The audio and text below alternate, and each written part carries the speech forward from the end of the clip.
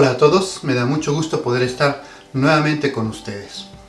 Este domingo vamos a celebrar la solemnidad de Pentecostés y las lecturas de hoy nos van a invitar a pensar en la misión universal de la Iglesia. No nos olvidemos de que Pentecostés es el aniversario del inicio de la Iglesia. Lo recordamos en el prefacio de la misa de hoy cuando decimos: el mismo Espíritu que al nacer la Iglesia dio a todos los pueblos el conocimiento del Dios verdadero y unió a las diversas lenguas en la confesión de una sola fe. A veces al pensar en las grandes iglesias, en las grandes basílicas que tenemos, llenas de adornos, de estatuas, de pinturas famosas, cuando pensamos que los cristianos estamos en todo el mundo y que hay miles de millones de católicos y de cristianos, se nos olvidan los inicios humildes de la iglesia. Ese día en que Pedro y los otros 10 apóstoles salieron a predicar el Evangelio por primera vez, cuando eran solamente ellos. Me acuerdo de una película que a lo mejor ustedes vieron, que se llama Cadena de Favores. Un día el profesor de Ciencias Sociales le deja a sus alumnos de tarea que se les ocurra una idea para hacer un mundo mejor. Por supuesto que hay de las ideas más extrañas y más variadas y más divertidas, pero de uno de ellos, que se toma la tarea en serio, se le ocurre el hacer 3 favores a 3 personas diferentes, 3 cosas difíciles que esas personas sin su ayuda no pudieran hacer. Y cada una de esas personas tendría que hacer el mismo favor a otras 3 personas, algo difícil. Y así como una gran cadena que rápidamente se iría extendiendo y así haríamos un mundo mejor. Y la mamá, tomando la idea de su hijo, perdona a su abuela, como algo que no podía hacer y que le costó mucho. La abuela ayuda a un drogadicto, el drogadicto ayuda a un gran abogado, este gran abogado ayuda después a un reportero, y así poco a poco se va extendiendo esta gran cadena de favores, de ayudarse unos a otros. Es quizá una utopía, pero la idea del cristianismo es esta idea que puede cambiar de verdad al mundo. El mundo es mejor en donde el cristianismo ha logrado que se viva lo que Jesús nos pidió, amarnos los unos a otros como Él nos amaba. Ese es el centro del Evangelio. Qué diferente sería el mundo si todos viviéramos de verdad este precepto del amor, si cumpliéramos los mandamientos, si nos preocupáramos de hacer méritos para llegar al cielo. Y de esto se trata el Evangelio. Vamos a ver entonces cómo las lecturas nos narran el inicio de este cristianismo, de este Evangelio que Jesús nos vino a traer al mundo. La primera lectura nos narra el capítulo 2 de los Hechos de los Apóstoles, en donde estaban reunidos los apóstoles junto con la Santísima Virgen a puerta cerrada por miedo a los judíos, cuando de repente llega un viento impetuoso y se posan unas lenguas como de fuego sobre cada uno de los apóstoles y todos ellos quedan llenos del Espíritu Santo. Este Espíritu Santo los impulsa a salir de esa casa y empezar a hablar abiertamente de Jesucristo. Fíjense lo que dice la lectura. Todos quedaron llenos del Espíritu Santo y comenzaron a hablar en distintas lenguas según el Espíritu les permitía expresarse. Había en Jerusalén judíos piadosos venidos de todas las naciones del mundo. Y este es el primer fruto del Espíritu Santo, la valentía para predicar y para vivir el Evangelio. Así que aquí encontramos al Espíritu Santo que actúa sobre los apóstoles y que actúa también sobre aquella gente que los oye. Llegó el Espíritu Santo en el momento adecuado, porque en ese día había reunida en Jerusalén gente de todo el mundo.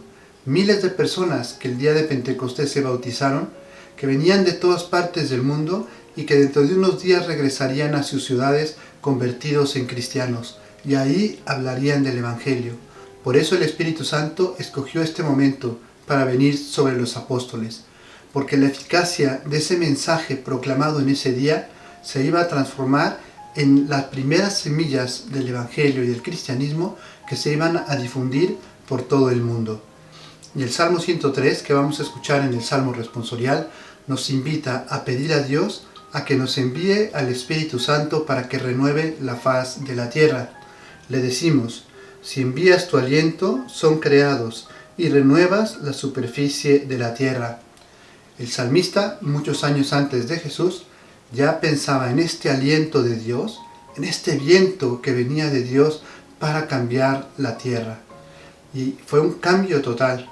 En pocos años el cristianismo, a pesar de las persecuciones, se empezó a difundir por todo el mundo conocido. A través de Roma, de Grecia, de África, a todos los lugares llegaba el Evangelio. Y años más tarde a los nuevos continentes, América, Asia y Oceanía.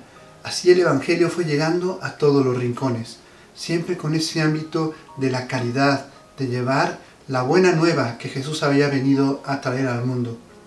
En la segunda lectura de la primera carta de San Pablo a los Corintios, San Pablo les dice lo siguiente: en cada uno el Espíritu se manifiesta para el bien común.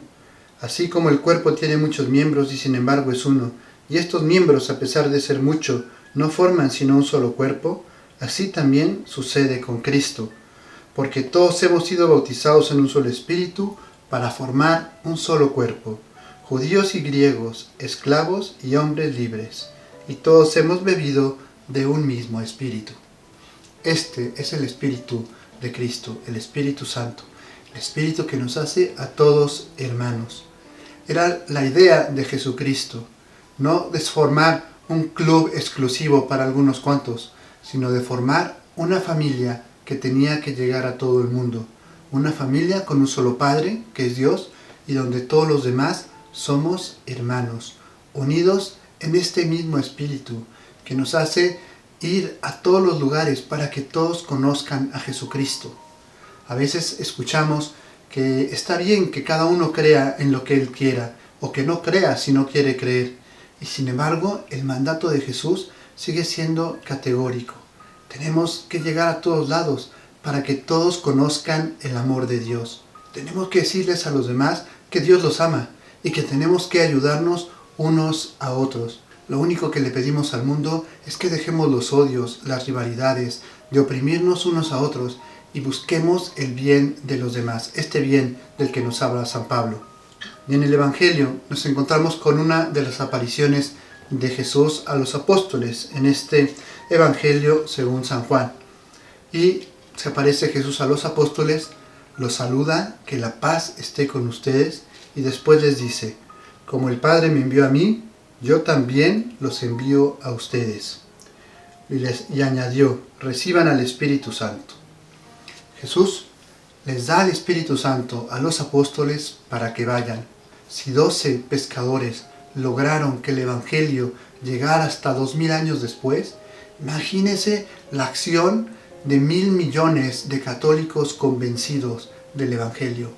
¿Cuánto bien podríamos hacer si dejamos que el Evangelio llegue de verdad a nuestro interior y que el Espíritu Santo nos impulse?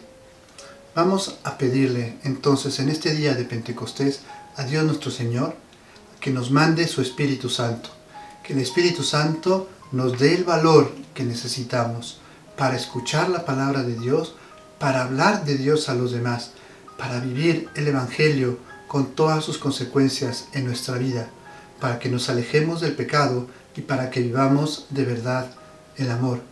Los invito a que todos en nuestra oración en esta semana pidamos al Espíritu Santo que nos ilumine y que nos dé sus dones de sabiduría, de ciencia, de consejo, para que podamos encontrar nuevos caminos, nuevos lugares en donde el Evangelio pueda llegar a todos los rincones de la tierra. Y pidamos también especialmente por aquellas jóvenes, aquellas personas que van a recibir el sacramento de la confirmación, para que el Espíritu Santo que habitará plenamente en sus corazones los transforme en auténticos testigos de Cristo. Que Dios nuestro Señor los bendiga, Padre, Hijo y Espíritu Santo, y nos envíe a todos a llevar el Evangelio a todo el mundo. Que Dios los bendiga y nos vemos dentro de unos días en el siguiente video.